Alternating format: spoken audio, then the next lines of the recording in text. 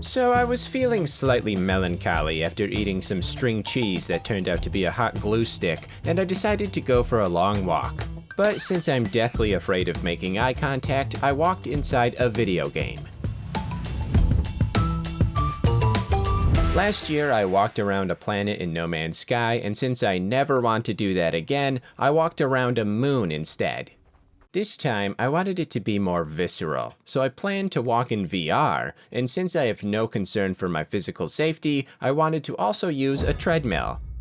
I don't have one of those fancy omnidirectional treadmills, but I do have a compact treadmill that I use at my standing desk pretty much every day.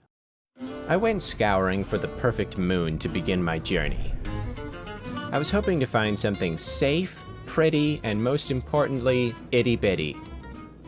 My first choice was a little moon that had some of the rudest locals around, so I quickly crossed it off the list and gave it a 1-star review. After a little searching, I stumbled on a system that I had discovered 9 months before, the perfect gestation period. I went to the mysterious moon of ADEF V32, and it just so happened to be the smallest planet I ever set foot on. It was nearly perfect aside from a small spelling error. This was all the data I needed to begin preparations. I set up a base and a clearing where I built a giant gateway of light that would act as my starting post and finish line. I could also use it as an elongated dance floor for practicing the worm. Then I needed to set out markers for my walking path. I wanted to rely on my compass and 2 main reference points, one for the North Pole and one for the South Pole.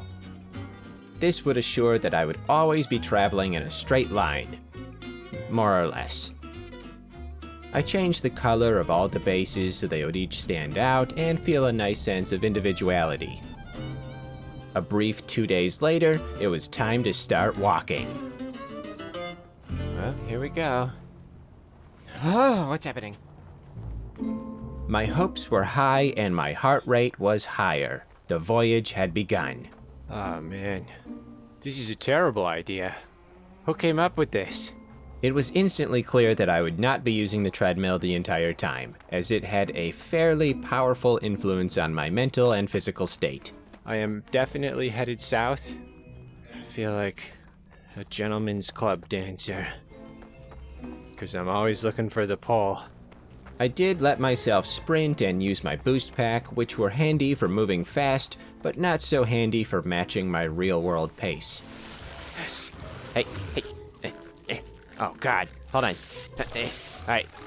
You didn't see nothing. I wasn't here. You can never have enough dihydrogen crystals. That's what my grandpa said on his deathbed. He's still alive, but he's always planning ahead. After walking long enough, I found myself entranced in an almost meditative state, but not in a good way, in a I could pass out at any moment kind of way.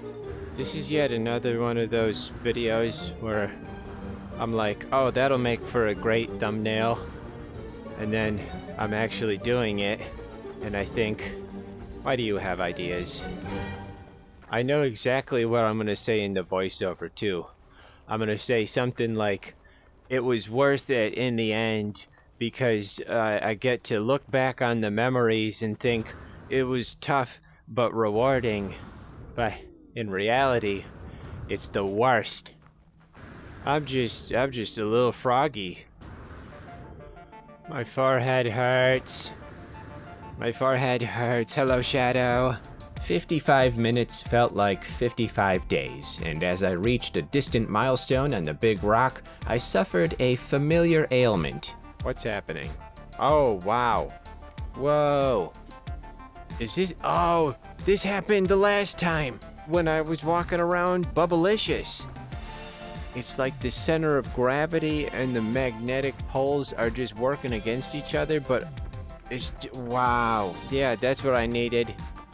I placed the first of several save beacons to codify my progress. This also marked the end of day 1, since I desperately needed to sit down for 8 or 9 hours. On day 2, my goal was to make it to the South Pole. Hopefully I would meet Katara and Sokka, but if not, I'd still pass my first big landmark. So today, I am not using the treadmill because, I don't know, I woke up this morning and I didn't have a death wish. It was kinda odd. 59 minutes! And counting! Yes! Less than an hour left. Less than an hour until I'll be getting closer to the halfway point.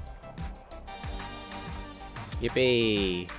I felt much more confident on day 2 and even had enough awareness to collect some interesting observations. I tell you, time is definitely going by a lot faster when I'm not on a treadmill.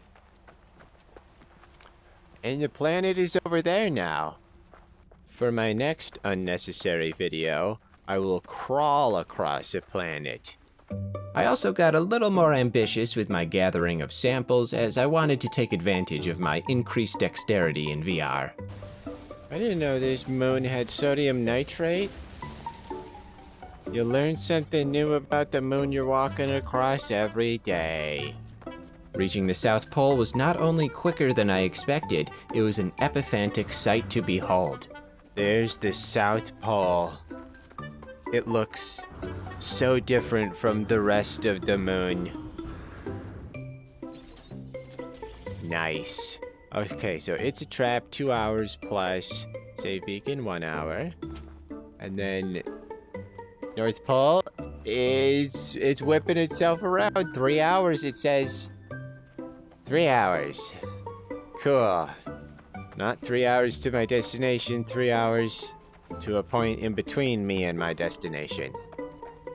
Don't think about it too hard, don't think about it, just keep walking.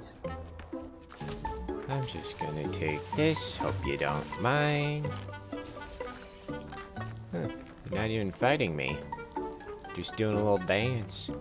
Would you like to join me on my morning jog? Since I wasn't relying on the treadmill, I felt much more comfortable gathering samples and scanning minerals without feeling like I might fall and not get up. Condensed carbon is so much better than normal carbon because it fits into any drawer. So at this point, I don't think I can see that other planet at all. I can only see that one. And right on cue, we were again hit with the magnetic vortex. It's happening again! It's happening again! Great for ballerinas, terrible for VR. Why are you doing this to me? The third leg of the trip was the most productive of all. I had gotten the hang of the VR mobility and collecting scientific specimens. You're never too old to collect sodium nitrate. You're never too old to collect whispering eggs. Where'd it go? I'm probably too old. How dare you float? Not on my watch. At this point, I was becoming intimately familiar with this moon. One thing about the No Man's Sky planets I wish they would add is, I know like the biome diversity is one thing and I get that, but also these planets and moons have almost 0 trampoline parks. And that's unacceptable. This is actually one of the clearest areas I've seen. Perfect spot for a Walmart. After 40 minutes, the total progression started to sink in. Oh, it's a trap, says less than 2 hours. Oh!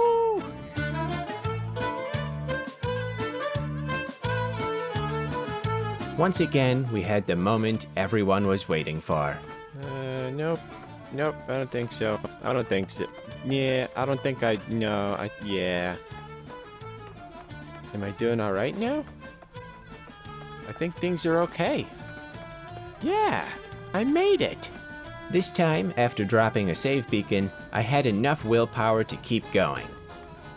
It wasn't long before planet ADEF V32 popped its head above the horizon. Dun, dun, dun, dun, dun, dun, dun, dun.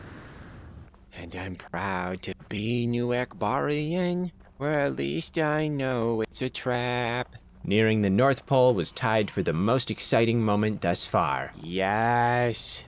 Just down to the distance. Hot potato buns. Is this really? That's an invisible wall? I'm just gonna tunnel directly to the North Pole. Just like the Grinch does every Crimbus.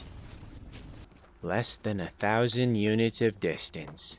What are those units of distance, you may ask? Nobody knows.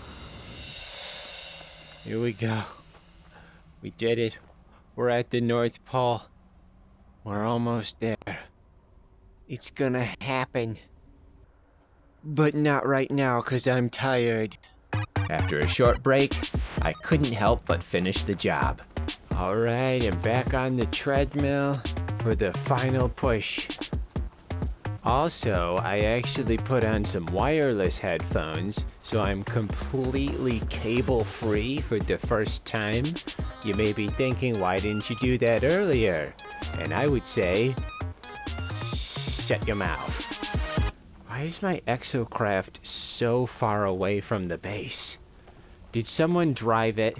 Was that Carl? Did Carl drive it again? Speaking of Carl, maybe we should get that little buddy in here. Yeah, there he is. Is Carl somewhere? Oh yeah, Carl's over there. 9 minutes away. But he's feeling serene, so that's good. He can catch up on his tennis. With my favorite companion by my side, I had all the motivation necessary to bring it home. When the numbers really started to shrink down, it was like that bittersweet feeling of seeing the last birthday present, knowing it was all gonna be over soon. That is, if birthdays consisted of a 24-mile jog. Life support power low. Technology recharged. I began to zero in on the final destination.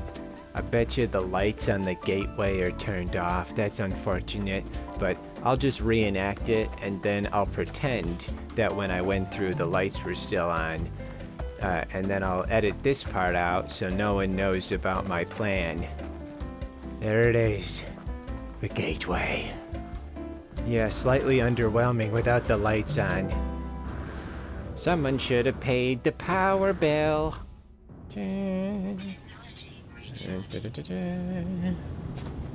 That better? Okay. Alright, come on, Carl. We're almost there for the first time. There it is. There's the top, and it's glowing. How inviting is that? Just like going to a rave at an architect's house.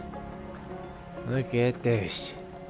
What's crazy is when I started walking that way, but I'm still walking the same way, only I'm over on this side. Get out of my way. Isn't science funny? First place! Yeah! Carl, what are you doing? The entire trip took almost exactly 4 hours, but I was just as proud as I was during my first big walk because this time I felt like I actually put in the work. I have no plans to reproduce this mission a third time, but if there was one thing I learned from this, it's that having any goal in mind can help you do amazing things, even if it's not exactly something you'll be telling your grandkids about. Whoops. That's not where I meant to land. Hey, that actually looks alright. What do you think? Thanks for joining me on this adventure. If nothing else, this is your reminder that if you're completely out of ideas, you can always just walk around an open world with no purpose. Yeah! What is happening? Whoa! That's cool.